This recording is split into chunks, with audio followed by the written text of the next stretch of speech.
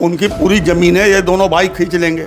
यही तो क्या कहते हैं, भाजपा को डर खड़ा हुआ कि हमारा जो सपोर्टर है, जिसके दम पर हम मराठा मानुस का जो है वोट ले सकते हैं, अगर वो कमज़ोर होगा तो फिर हम भी कमज़ोर हो जाएंगे। चाणक्य जो इनका जो अमित शाह है, चाणक्य, ये चाणक्य बुद्धि लगाने के लिए चक्कर में ये देश को पूरा जो है खंडित और विनाशकारी स्थिति में लेकर खड़ा कर देंगे। नहीं है कि मराठी लोग जो हिंदी पढ़ना नहीं चाहते, वो भी चाहते हैं, एक ऑप्शनल सब्जेक्ट के रूप में रखा गया है। वो भाषा तो उनकी जो इंस्टिंक्ट जो अंदर से होता है वो सिखा देती है। लेकिन आज इसको राजनीतिक मुद्दा, लड़ाई कहाँ हो रही है, लड़ाई राजनीतिक मुद्दा बन जाने के कारण हो रही है। जो थोपने की बात हो रही है, देखिए जब थोपने की बात होगी तो हर प्रदेश का जो है वो अपनी अपनी भाषा पर अड़ जाएगा।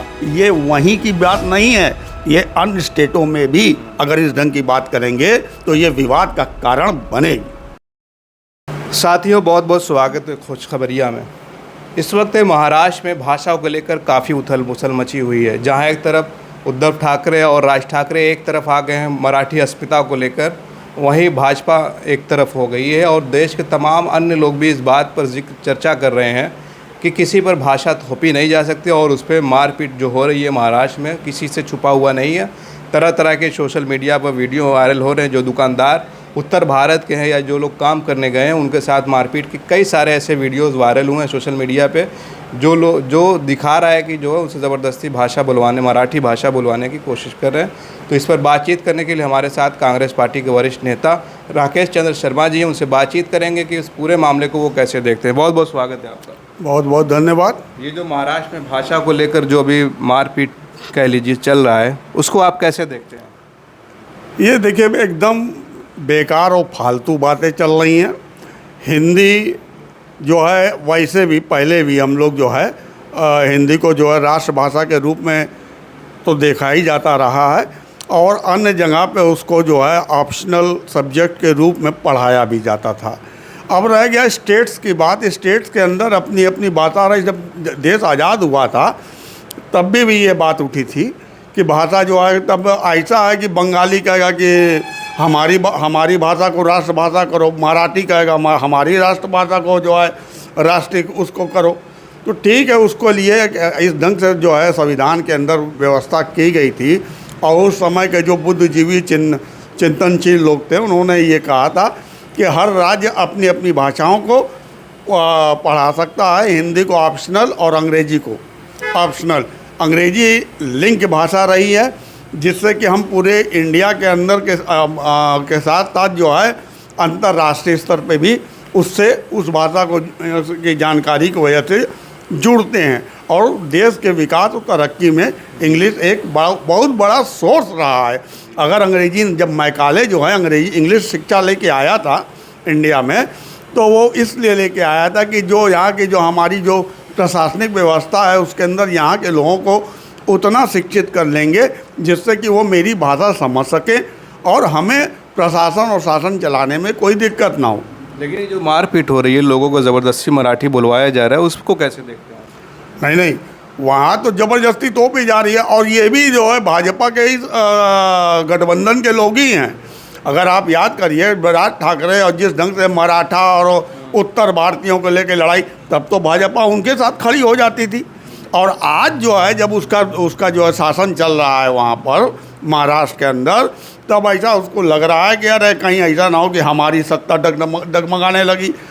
तो ठीक है, वह जो स्थिति जो चल रही है वहाँ की जो स्थिति है इनके शासन के डगमगाने की, तो ऐसे में वो जो है हिंदी को प्रमोट करना चाह रहे हैं। अरे भाई, कभी जो है क्या कहते हैं अमित शाह जी जो है बोलते हैं कि नहीं जो है इंग्लिश बोलने वाले शर्म करेंगे, ये करेंगे। अरे आप कहाँ हो? आपके लड़के बच्चे सब इंग्लिश मीडियम में पढ़ रहे हैं। और रह गई हिंदी की बात, तो हिंदी को आप जो चाहेगा, ऐसा नहीं है कि मराठी लोग जो हिंदी पढ़ना नहीं चाहते, वो भी चाहते हैं। एक ऑप्शनल सब्जेक्ट के रूप में रखा गया है और वो भी पढ़ रहे हैं। वो भी उत्तर भारत की तरफ घूमते हैं फिरते हैं और नौकरी करने वो भी इधर आते हैं। जिस ढंग से हम लोग भी उधर जाते हैं, हम लोगों ने देश को एक राष्ट्रीय एकीकरण के अंदर बांध के रखा था और हर तरफ का जो नागरिक जो था, तमिलनाडु का नागरिक, आंध्रा का नागरिक महाराष्ट्र का नागरिक और हमारे उत्तर भारतीय उधर जाते थे, वो लोग इधर आते थे, अपना रोजगार करते थे, नौकरी पेशा करते थे। अच्छा, गवर्नमेंट का अगर देखा जाए तो उसका जो एजेंडा है वन नेशन वन इलेक्शन और वन लैंग्वेज, ये भी एक उनके एजेंडे में हिंदी को लेकर पिछले कई सालों से जिस तरह से बात होती रही है, चाहे तमिलनाडु में लेकर बात होती रही, लेकिन कहीं ना कहीं मराठी अस्मिता वहाँ के लोगों के एक भावना से जुड़ी होती है। चाहे गुजरात के लोगों तो गुजराती जुड़ी होती है, बंगाल का आपने जिक्र किया, क्योंकि 60 के दशक में हमने देखा था जब गुजरात से महाराष्ट्र अलग हुआ था तो भाषा की ही बिना पर लोग बताते हैं कि अलग हुआ था। तो हिंदी को इस तरह से जो सरकार का एजेंडा है, लोग कह रहे हैं, इस तरह से थोपना उचित है? नहीं, देखिए, उचित तो नहीं है अगर ढंग से देखा जाए, क्योंकि सबकी अपनी अपनी भाषा है। रह गई बात, जो ये बात कर रहे हैं, इनका कोई एजेंडा अगर आप देखिएगा 14 से पहले कहीं कोई ऐसा एजेंडा नहीं था। वह तो अपने आप को राष्ट्रवाद की जो धारा लेके चलना चाहते हैं, उसके अंतर्गत ये एक भाषा की बात कर रहे हैं, अन्यथा ऐसा उनकी सोच में नहीं था। अब पहले का भी उनका एजेंडा उठा के देख लीजिए, ऐसा हाँ धर्म का एजेंडा था, लेकिन भाषा एक राष्ट्र, तो भैया राष्ट्र कब एक नहीं रहा है। बस यही था कि देश हमारा फेडरल गवर्नमेंट था, कई संघीय ढांचे में खड़ा हुआ था, और अब आप जो है वो संघीय ढांचा को जो है ख़त्म करना चाहते हो। क्यों?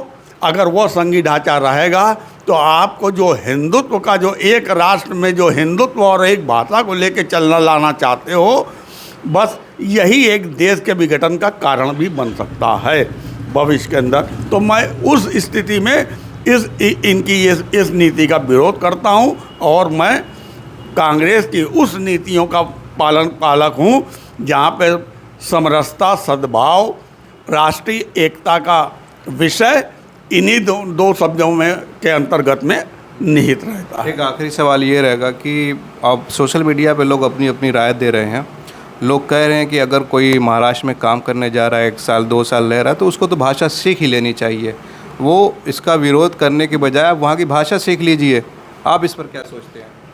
नहीं, देखिए, ऐसा नहीं है कि मराठी भाषा जो यहाँ के लोग जो उधर काम करने गए हैं तो काम चलाऊ, जिससे कि हमारा व्यवसाय या हमारा नौकरी या हमें बाज़ार के अंदर जाना है तो वो भाषा तो उनकी जो इंस्टिंक्ट जो अंदर से होता है वो सिखा देती है।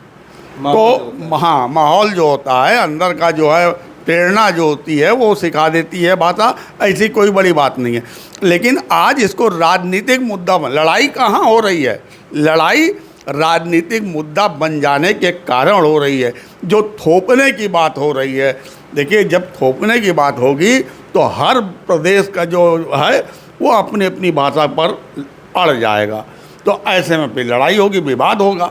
तो ये जो इस तरह की जो चीज़ें पैदा की जा रही है, भाई इस समय जो है जो शिवसेना के जो दोनों भाई लोग हैं एक हो गए हैं, उनका मकसद अपने वोट बैंक को पे पकड़ बना के रखना है ना।